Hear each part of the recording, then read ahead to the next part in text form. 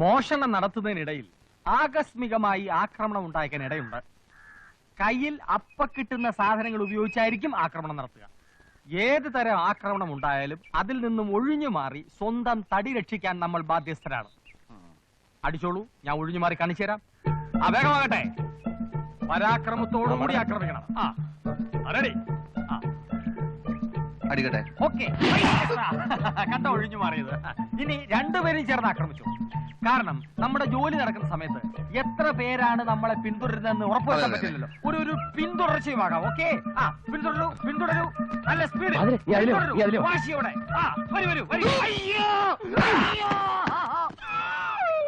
എവിടെ നോക്കിയാണ് അടിച്ചത്? അല്ല, ആശ ഒഴിഞ്ഞു മാറുമെന്ന് പറഞ്ഞു.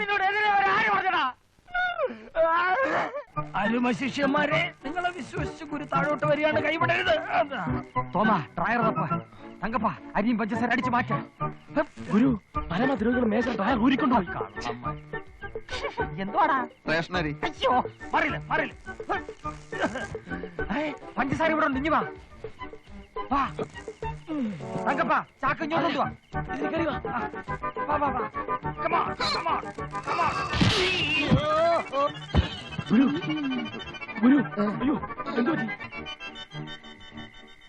സ്റ്റോക്ക് തീർന്നു. ഇതും കഴിച്ച് വേഗം അങ്ങ് സ്ഥലം വിട്ടോ.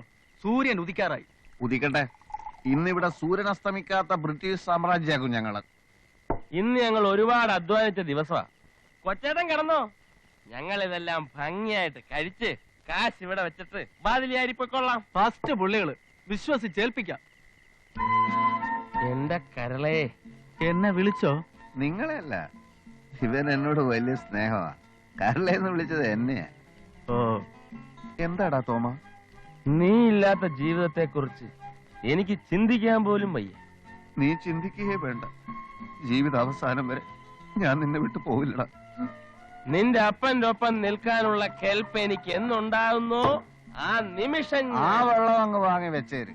എന്റെ അപ്പന്റെ ഒപ്പം നിൽക്കാൻ നിനക്ക് ഈ ജന്മം പോരടാ തുരപ്പാ.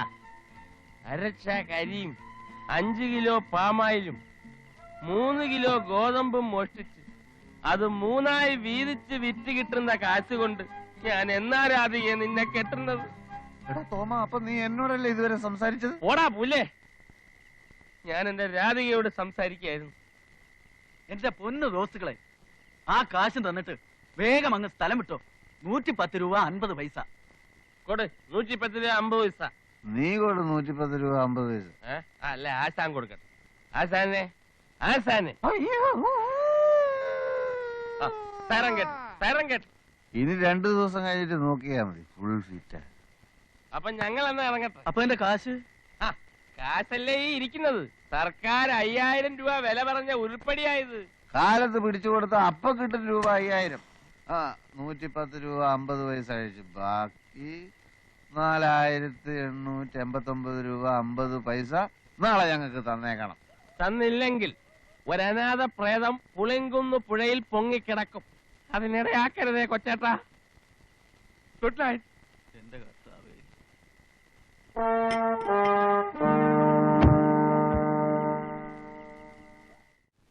മനുഷ്യനെ ചുറ്റിക്കാനുണ്ടോ?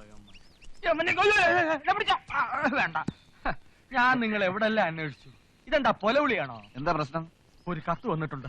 ആരുടെ? അത്തപ്പാടി അന്തറുന്റെ. അത്തപ്പാടിയാ? ആരവൻ? അവനോ? ബഹുമാനത്തോടെ സംസാരിക്കടാ.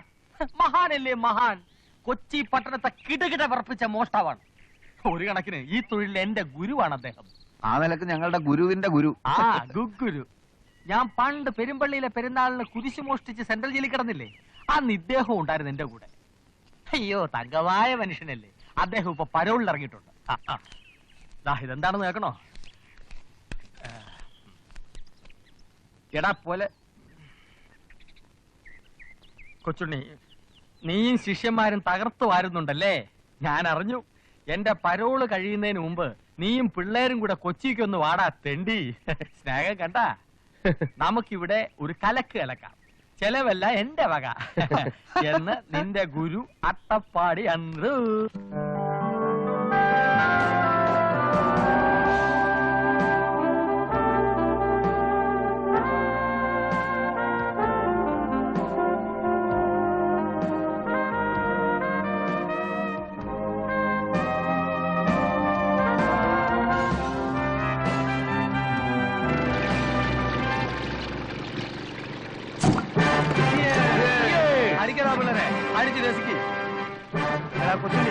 നീ നിന്റെ പിള്ളേരെ ശരിക്ക് തൊഴിൽ പഠിപ്പിക്കുന്നുണ്ടോ? പിന്നെ നല്ലോണം പഠിപ്പിച്ചു കൊടുത്തിട്ടുണ്ട്. 1.5 കൊല്ലം കൂടെ കഴിഞ്ഞാൽ എന്റെ ശിക്ഷ തീരും. പിന്നെ നമ്മൾ ഒരുമിച്ചൊരു മോഷണം നടത്തും. തീർച്ചയായും. മൂപ്പരെ നിനക്ക് ശരിക്കും മനസ്സിലായോ? കുഞ്ഞാലി വരയ്ക്കാറുമായിട്ട് നിരന്തരമായി ഏറ്റുമുട്ടി തകർന്ന് അത്തപ്പാടി ആയിപ്പോയ ഒരു കടൽ കൊള്ളക്കാര കുടുംബത്തിലെ അവസാനത്തെ കണ്ണിയാണ് അത്തപ്പാടി അന്ത്രു, എന്റെ ഗുരു. കടലിൽ കൊള്ളയടിക്കാനുള്ള എന്താ ഉപ്പോ? എടാ കൊച്ചുണ്ണി, ഈ മാതിരി ആൾക്കാരാണ് ശിഷ്യന്മാരാക്കി കൊണ്ടെടുക്കുന്നത്. ഒന്ന് മിണ്ടാതെ. എടാ മണ്ടന്മാരെ, പണ്ട് കാലത്ത് നമ്മളെ രാജ്യം വിദേശങ്ങളായിട്ട് വ്യാപാര ബന്ധം നടത്തിയിരുന്നു. അത് വിമാനത്തിലോ തീവണ്ടി മാർഗം ആയിരുന്നില്ല, കപ്പൽ മാർഗം, കടൽ മാർഗം. അന്ന് കിണ്ടല് കണക്കിന് സ്വർണ്ണം ഇവിടുന്ന് അങ്ങട്ട്, വെള്ളി അവിടുന്ന് ഇങ്ങോട്ട്, പെട്രോൾ ഇവിടുന്ന് അങ്ങട്ട്, എണ്ണ അവിടുന്ന് ഇങ്ങോട്ട്. ഈ സമയത്ത് എന്റെ കുടുംബത്തിൽപ്പെട്ട മഹാന്മാരായിട്ടുള്ള കടൽ കൊള്ളക്കാർ 1000കണക്കിന് കപ്പലുകൾ ഇവിടെ മുക്കിയിട്ടുണ്ട്.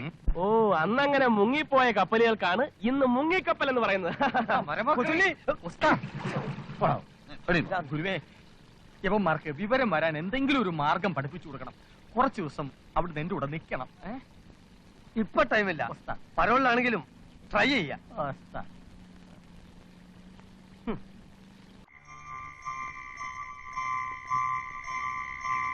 നമ്മളിങ്ങനെ വെറുതെ ഇരുട്ടത്തിരുന്ന് കായലിലോട്ട് നോക്കിയിട്ട് എന്ത് കാര്യം? അതെ, തുടക്കമൊക്കെ കൊള്ളായിരുന്നു. ബിയർ, കോഴി, നാടൻ. ഗുരുവിന്റെ പോക്കറ്റിന്റെ ആപ്പീസ് പൂട്ടിയെങ്കിൽ ഞാൻ പിള്ളേരെ കൊണ്ട് പൊക്കോട്ടെ. പോണ പോക്കിൽ വല്ല ചായക്കടയോ മുറുക്കാൻകടയോ കുത്തി തുറന്ന് സ്ഥലം വിട്ടേക്കട്ടെ. കൊച്ചുണ്ണി, എന്റെ വാസ്തവസ്ഥിതി അറിഞ്ഞാൽ കൊച്ചുണ്ണിക്ക് എന്നെ വിട്ടു പോകാൻ ഒക്കൂല. 3 കാര്യത്തിൽ ഇന്ന് വരെ ഞാൻ ഒരാളെ സഹായം തേടിയില്ല. അറിയാലോ, പെണ്ണെട്ടാൻ, കുട്ടികളുണ്ടാക്കാൻ, മോഷ്ടിക്കാൻ. ആ ബ്രെയിൻ ഇന്നും ഇരിക്കുന്നുണ്ട്. പക്ഷെ പണ്ടത്തെ പോലെ തടി കളിക്ക് പണിയെടുക്കാനുള്ള താക്കത്തില്ല മോനെ. പുരാണം നിർത്തി കാര്യം പറയാന്നേ. പാതിര തങ്കപ്പാ ഉണ്ടായി. ഗുരു പറയട്ടെ, അദ്ദേഹത്തിന്റെ മനസ്സിൽ എന്തോ കിടന്ന് ഇളകി മറിയുന്നുണ്ട്. നേരാണ് കൊച്ചുണ്ണി. അനക്കറിയോ, കെട്ടുപ്രായം കഴിഞ്ഞിരിക്കണ എന്റെ മോൾ അലിക്ക തയ്ച്ച് വിറ്റിട്ടാണ് ഇങ്ങക്കൊക്കെ ആ പാർട്ടി നടത്തിയത്. വേറെ വഴിയില്ലാഞ്ഞിട്ട് ആ കുട്ടിക്ക് ഒരു നിക്കാഹത്ത് വന്നിട്ടുണ്ട്. കൊച്ചുണ്ണും ശിഷ്യന്മാരും എന്നെ സഹായിച്ചിട്ടില്ലെങ്കിൽ പരോള് കഴിയുന്നതിന് മുമ്പ് നമ്മളെ തടിതാ ഈ കായലുണ്ടാവും. എന്റെ ഗുരു അങ്ങനെ പറയരുത്. എന്ത് സഹായം വേണമെന്ന് പറ. ഗുരുവിന് ഞങ്ങളുടെ ഉയിര് വേണമെങ്കിൽ തരാം. നിങ്ങൾ കൊള്ളാവുന്ന രീതിയിൽ ഒരു മോഷണം നടത്തി തന്ന എന്റെ മോളെ നിക്കാഹ് നടക്കും. ചെറിയൊരു സ്ത്രീധനം, അത്യാവശ്യം ചില ആഭരണങ്ങൾ. സമാധാനമായിട്ടിരിക്കണം. ഗുരുവിന്റെ ബ്രെയിനും ഞങ്ങളുടെ തടിയും ഒത്തുചേർന്നാൽ പാലാട്ട് കോമന്റെ കോട്ടയ്ക്കകത്ത് കയറിപ്പോലും മോഷ്ടിക്കാം. കോട്ടയിലേക്കൊന്നും പോണ്ട, ഞാൻ ഇവിടെ വലിയൊരു ഹോട്ടൽ കണ്ടു വെച്ചിട്ടുണ്ട്.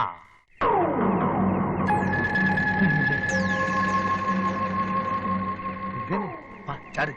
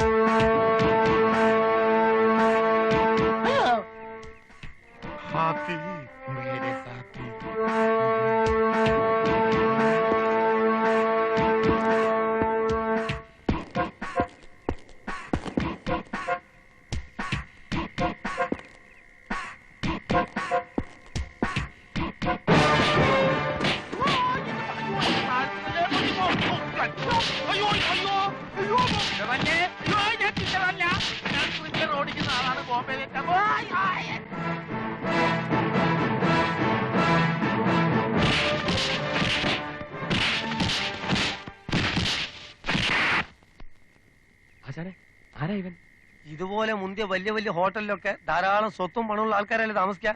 അവിടെ ഇങ്ങനത്തെ തോക്കരയിലെ കാവൽക്കാരുണ്ടാവും. അല്ല ശാനെ, ഇവൻ മാത്രമേ കാണോ അല്ല ഇതുപോലെ വേറെ ആൾക്കാരുണ്ടാവോ? ഉണ്ടെങ്കിൽ എന്ത്, എത്ര ആളുടെങ്കിലും നമുക്ക് കൈകാര്യം ചെയ്യാനല്ലുള്ളൂ. ധൈര്യമായിട്ട് വരി. ധൈര്യം പുരുഷ ലക്ഷണം. പോ.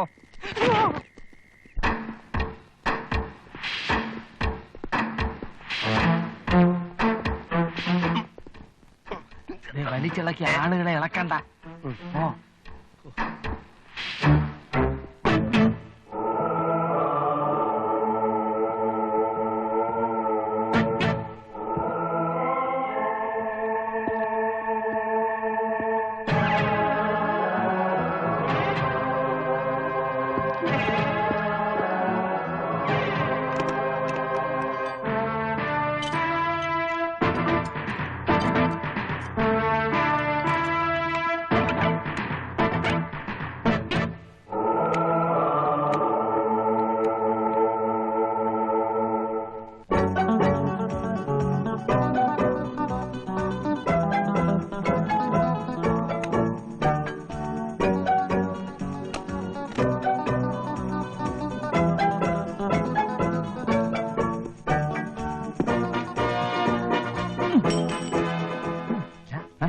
എവിടെ? അവരെവിടെയെങ്കിലും പോട്ടെയോ? അയ്യോ, അവരെങ്ങനെ പോകാൻ പറ്റുമോ?